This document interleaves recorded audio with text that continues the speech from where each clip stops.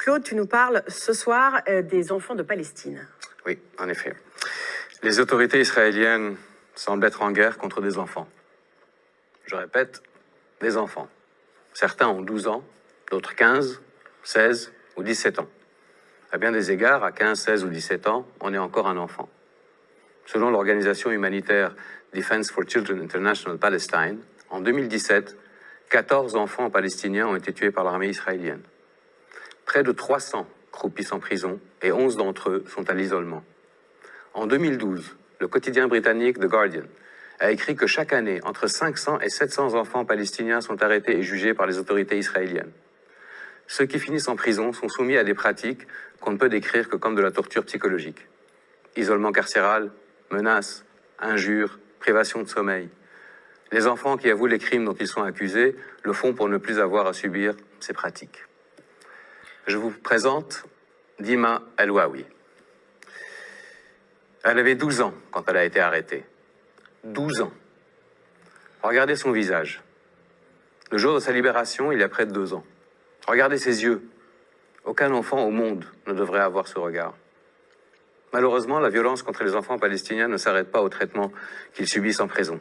Le 9 février dernier, le quotidien israélien de gauche Haaretz a publié sous la plume du journaliste Gideon Levy, qui est une référence dans la presse israélienne, une histoire hallucinante. Je cite.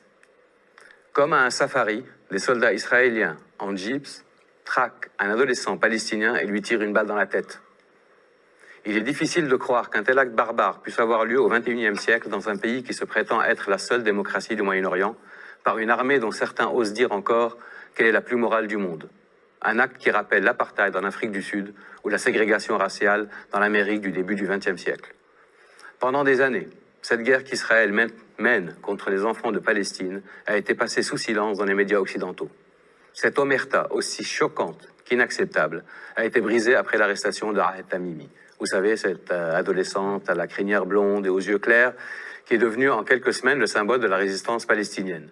Cette adolescente, que l'ancien ambassadeur d'Israël aux États-Unis et député à la Knesset, Michael Oren, a soupçonné d'être une actrice engagée par la famille Tamimi à des fins propagandistes. Alors justement, c'est pas du tout une actrice, et tu vas nous rappeler un peu qui est Ahed Tamimi et nous rappeler un peu cette histoire.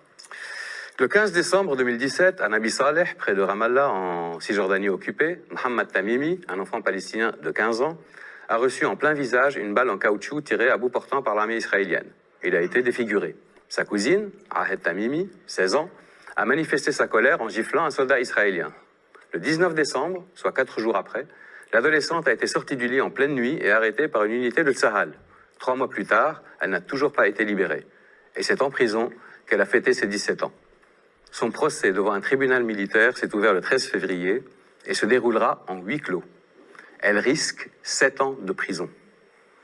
Paradoxalement, Yifat Al-Kobi, une femme de la colonie de Hébron, a elle aussi giflé un soldat israélien, mais malgré des antécédents violents, elle n'a pas passé une seule nuit en prison.